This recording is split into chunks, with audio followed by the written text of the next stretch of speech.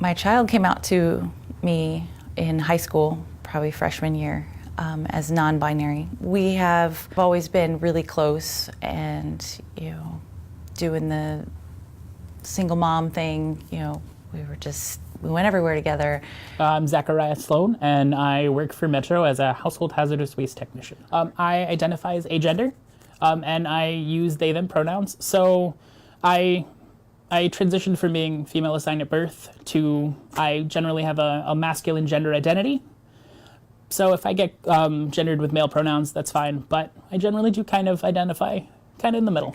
For a while, I resisted even taking on the trans label because I didn't have the vocabulary for it. For me, what it means to be trans is just to be able to be my most authentic self. Trans people are no different than their cisgender counterparts. What is cisgender? Cisgender just means, so it comes from Latin and scientific terms for being on the same side. So if you're cisgender, you are the gender that you were assigned at birth.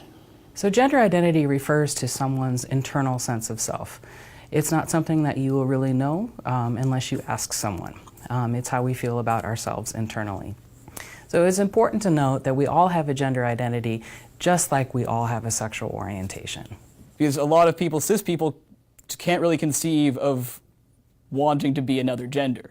So it's hard to conceptualize it in a way that would make sense to someone who's really never experienced a feeling like that. Pronouns matter because they matter to the people who are owning them, and that should be enough. Well, a pronoun is a placeholder for somebody's name. And if you can't get somebody's name right, that's pretty disrespectful. And if you are willfully giving someone the wrong name again and again, you're a little bit denying their personhood. Just a little bit. More than a little bit. That folks really don't seem to understand how impactful it is when they misgender me and they don't use the correct pronoun for me. For me, it's an invalidation of my humanity and who I am saying that I am to the world. I introduced them to some people as my daughter, and I got corrected, and that's okay. I should get corrected for that, because it's not my life I'm talking about, it's somebody else's. And I can have people say really disgusting things about my body and my identity all day long, just going about my business. But when I come here and I'm all right, I'm spending my time to better my union, to serve my coworkers. If I were to get misgendered here, that would make me not feel as much like coming back. Thankfully, it's never happened. The labor movement at large is probably the best arena in my eyes to fight for rights and liberation. Don't worry about the grammar, and don't worry about little slip-ups. It'll come with time. If your heart's in the right place, we'll know. There's so many things in this world that already try to keep us apart, particularly with inclusion in the union environment, we need as many people as we can get. The forces that we are working against, they have a lot of power, but our power is in our solidarity and our numbers. And anybody that we exclude from that just reduces our strength. But being in the safe union environment, most people are like, rad. I might f*** up, but we'll try. And honestly, it's been great. It gives us a voice, it gives us protection. We can't be singled out because we are trans. Safety is in numbers, and honestly, I've found a lot of safety in my union. You can't use the men's restroom, you can't use the women's restroom. Let's be real. Trans people just want to use the bathroom to use the bathroom. There's no spying, there's no doing anything weird. And honestly, it's great to get into the habit of using they, them pronouns, because we use them every day. If we don't know who something belongs to, we're they left this bike here, but we don't know who we're talking about when we say they.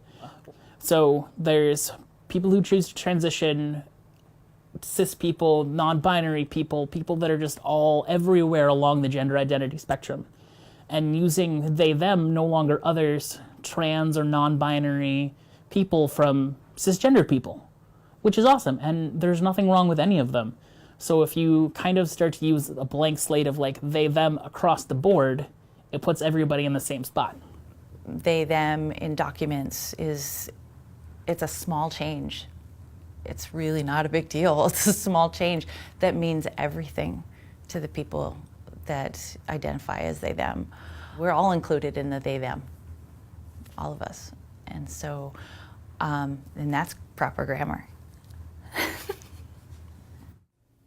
So maybe 100 years ago, we could be having the same discussion about including like women in the union. And there's a famous quote that I try to keep in my mind at all times: "Women hold up half the sky."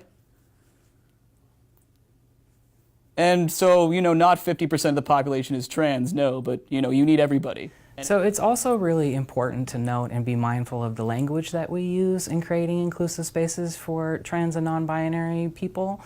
Particularly in the union setting, I've heard a lot of language used around brothers and sisters. Well, I'm not your brother and I'm not your sister, but I am your sibling. I am your sibling. I'm your sibling. I'm your sibling. I am Afshmi and I am trans. I am AFSME and I am trans.